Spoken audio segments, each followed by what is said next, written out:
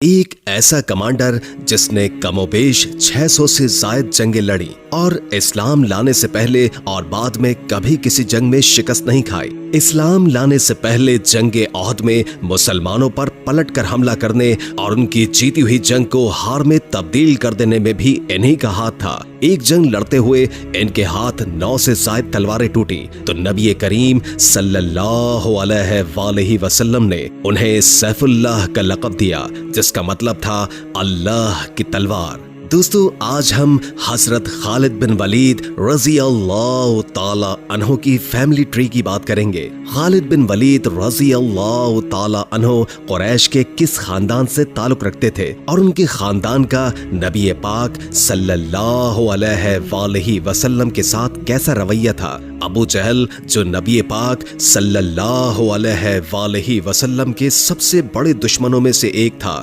اس کا آپ رضی اللہ تعالی عنہ کے ساتھ کیسا رشتہ تھا؟ آپ کے کل کتنے بچے تھے اور کیا آج کل ان کے خاندان کے لوگ دنیا کے کسی حصے میں پائے جاتے ہیں؟ دوستو، اس شجرہ نسب کو سمجھنے کے لیے ہمیں آج سے تقریباً 800 سال پہلے عرب کے ایک بہت بڑے سردار مرتا بن کعب پر آنا پڑے گا، جو کہ 4 صدی میں جزیرہ نما عرب میں زندگی گزار رہے تھے۔ اور اگر ان کے آباء و اجداد کی بات کی جائے تو ان کی نسل تقریباً 71 پشتے پیچھے حضرت ابراہیم اور پھر حضرت آدم علیہ السلام سے جا ملتی ہے۔ مرتا کے ویسے تو کئی بیٹے تھے، لیکن آج کی ویڈیو کی مناسبت سے ان کے 2 بیٹے نمایاں کیے گئے ہیں۔ ان کے بیٹے کلاب کی نسل سے نبی پاک صلی اللہ علیہ وآلہ وسلم اور حضرت علی کرم اللہ وجہ الکریم تھے، جبکہ یقازہ کی نسل میں حضرت خالد بن ولید رضی اللہ تعالی عنہ آتے ہیں۔ یقازہ کے بیٹے مخزوم کو بنو مخزوم کا جد امجد مانا جاتا ہے، اور چونکہ حضرت خالد بنو مخزوم سے تعلق رکھتے تھے تو ہم اسی خاندان کی بات کریں گے، جو کہ بنو ہاشم اور بنو امیہ کے بعد عربوں کا تیسرا سب سے با اثر اور طاقتور قبیلہ سمجھا جاتا ہے۔ یہی وجہ تھی کہ یہ لوگ جنگوں میں گھڑ سوار دستوں کی قیادت کیا کرتے تھے اور ان کا ذریعہ معاش خیموں کی تجارت کرنا تھا۔ اگر مخزوم کی اولاد کی بات کی جائے تو ان کے 3 بیٹے تھے۔ ان کے سب سے بڑے بیٹے عمران کی نسل میں فاطمہ بن عمر آتی ہیں، جو کہ حضرت عبداللہ اور حضرت ابو طالب کی والدہ اور نبی پاک صلی اللہ علیہ وآلہ وسلم کی دادی تھی۔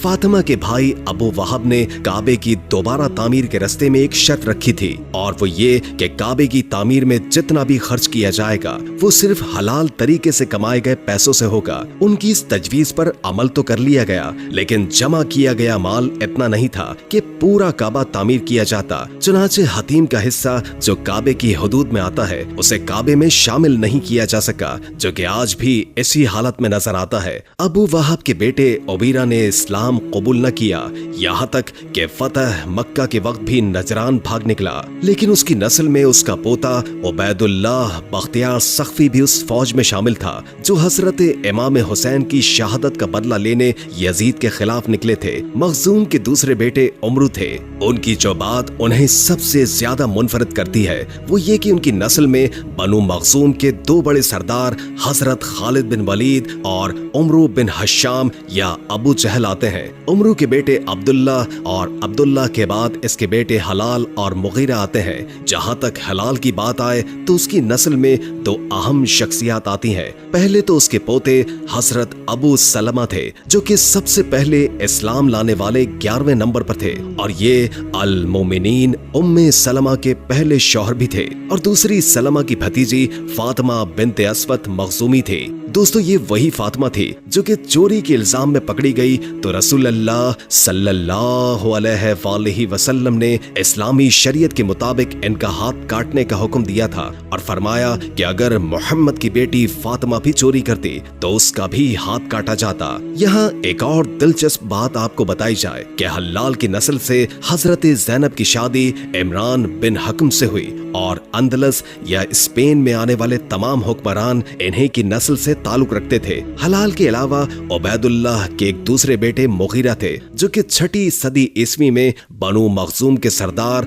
और हजरत खालिद बिन वलीद रजी अल्लाह ताला अन्हो के दादा थे। कहा जाता है कि इन्हीं की क़यादत में मखजूम कबीला कुरैश का सबसे मजबूत और अमीर तरीन कबीला बन गया और ये लोग काबे के अलावा पूरे मक्के को कंट्रोल किया करते थे। मुगीरा के कुल 14 बेटे थे, जिनमें से तकरीबन 8 ग़ज़वा बदर में मुसलमानों के हाथ कत्ल हुए। और अगर इसके 4 सबसे नुमाया बेटों की बात की जाए तो उनमें अबू उमैया, अब्दुल्लाह, वलीद और हाशिम शामिल थे। इसके बेटे अबू उमैया को एक शर्फ हासिल हुआ है कि जब काबे की तामीर दोबारा की जा रही थी तो कुरैश के तमाम कबीलों में एक तनाज़ा पैदा हुआ कि हजर अस्वद को अपनी जगह कौन नस्ब करेगा। ये झगड़ा इतना तूल पकड़ गया कि 4 से 5 दिनों तक तामीर के काम को रोक दिया गया। तो अबू उमैया ने यह तजवीज दी कि कल काबे में जो शख्स सबसे पहले दाखिल होगा वही हजर अस्वद को अपनी जगह लगाएगा। तो अल्लाह के हुक्म से मोहम्मद मुस्तफ़ा सल्लल्लाहु अलैहि वसल्लम काबे में दाखिल हुए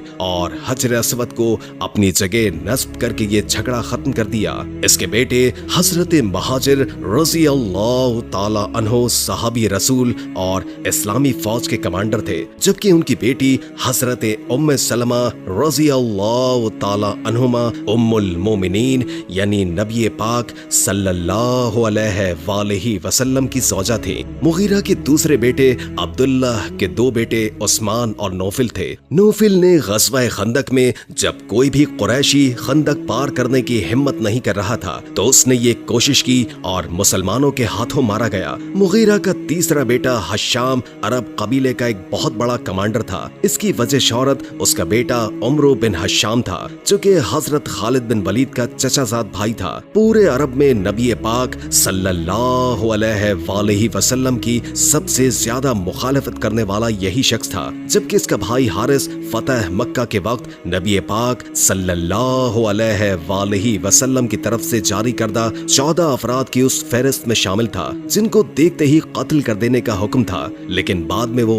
इस्लाम ले आए और हजरत खालिद बिन वलीद की कमांड में कई जंगें लड़ी। मुगीरा का सबसे अहम बेटा अल वलीद था, जो कि नबी पाक सल्लल्लाहु अलैहि वसल्लम के जमाने में बनु मखजूम का सरदार और अरब के सबसे मालदार लोगों में से था, जिसने काबे की दोबारा तामीर में भी बहुत अहम किरदार अदा किया। लेकिन इतनी मालदारी और अजमत के बावजूद ये भी इस्लाम के बड़े दुश्मनों में से था।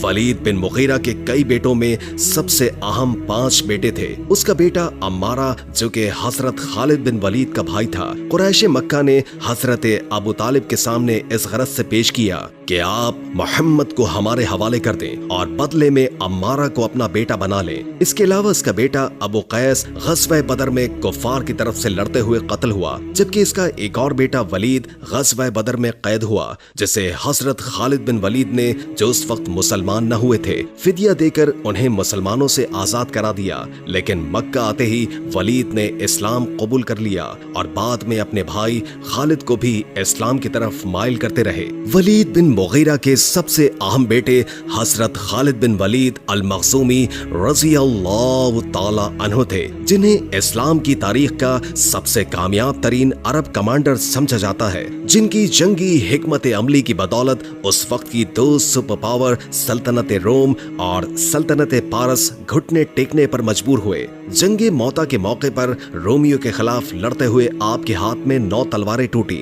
आप 6वीं सदी ईस्वी में मक्के में पैदा हुए और इस्लाम के शुरुआती दौर में अपने खानदान की तरह नबी पाक सल्लल्लाहु अलैहि वसल्लम के सख्त खिलाफ थे। यही वजह थी कि आपने मुसलमानों के खिलाफ 2 जंगें लड़ी, जिनमें ओहद और खंदक शामिल है। जंगे ओहद में मुसलमानों की जीती हुई जंग को हार में तब्दील कर देने और पलट के दोबारा हमला करने के पीछे इन्हीं की हिकमत अमली थी। आपने सुलह हुदैबिया के फौरन बाद इस्लाम कबूल किया और फतेह मक्का के वक्त आप कबीला बनु सलीम की सरबराही करते हुए मक्के में दाखिल हुए। आपने इस्लाम का झंडा उठाते हुए सल्तनत पारस, सल्तनत रोम और इस्लाम दुश्मन अनासिर के खिलाफ 100 से ज्यादा जंगें लड़ी। आप इन तमाम मार्कों में नाकाबिले शिकस्त रहे। आपकी इन जंगों में जंगे मौता, यमामा और यरमूक की जंगें सरे फहरिस्त है। खलीफा दोम हजरत उमर फारूक रजी अल्लाह ताला अन्हों ने खलीफा बनते ही इन्हें उन्हें फौजी सरबराह के ओहदे से हटा दिया। उनकी जगह हजरत उबैदा बिन जर्राह रज़ियल्लाहु ताला अन्हु को लगा दिया। इस तब्दीली के बावजूद वो नेक नियति से फौज में खिदमत देते रहे। दोस्तों, हजरत खालिद बिन वलीद हमेशा से अल्लाह की राह में शहीद होना चाहते थे। ताहम इतनी जंगें लड़ने के बावजूद वो शहीद नहीं हुए, बल्कि सन 642 ईस्वी में शाम में उनका इंतकाल हुआ और आप रज़ियल्लाहु ताला अन्हु शाम के शहर हमस में खालिद बिन वलीद मस्जिद में दफन है। हजरत खालिद बिन वलीद रज़ियल्लाहु ताला अन्हु की 2 बीवियां अस्मा और उम्मे तमीम थी, जिनसे उनके 4 बेटे सुलेमान, अब्दुल्ला, अब्दुल रहमान और महाजिर थे। उनके बेटे अब्दुल रहमान रूमियों के खिलाफ जंगों में एक मशहूर कमांडर रहे और बाद में बनु उमैया के दौर में हजरत मुआविया के मातहत और करीबी साथी रहे। तारीख दान ये लिखते हैं कि हजरत खालिद के इस बेटे को जहर दे दिया गया था। हजरत खालिद बिन वलीद के दूसरे बेटे महाजिर हजरत अली के हामी थे और जंगे सफ़ीन में हजरत मुआविया की फौज से लड़ते हुए शहीद हुए। मशहूर तारीख दान इब्ने हज़म लिखते हैं कि सन 750 में शाम में आने वाली एक बीमारी से हजरत खालिद की औलाद के बचे कुचे 40 अफराद इंतकाल कर गए, जिसके बाद उनके खानदान की तमाम जायदाद उनके वालिद हजरत वलीद की नस्ल से अय्यूब बिन सल्लामा को दी गई। दोस्तों, यहाँ दिलचस्प बात यह है कि 12वीं सदी के एक अरब शायर इब्ने कैसरानी अपने खानदान को हजरत खालिद बिन वलीद के बेटे महाजिर की नस्ल से होने का दावा करते हैं। इनके अलावा 15वीं सदी के शाम के सूफी मजहबी रहनुमा सिराजुद्दीन मोहम्मद अल मखसूमी भी खालिद बिन वलीद की नस्ल से होने का दावा करते हैं और कुछ मौर्रिख 16वीं सदी में हिंदुस्तान के सूरी सल्तनत के सुल्तान शेर शाह सूरी की नस्ल को भी खालिद बिन वलीद रज़ियल्लाहु ताला अन्हु से जोड़ते हैं।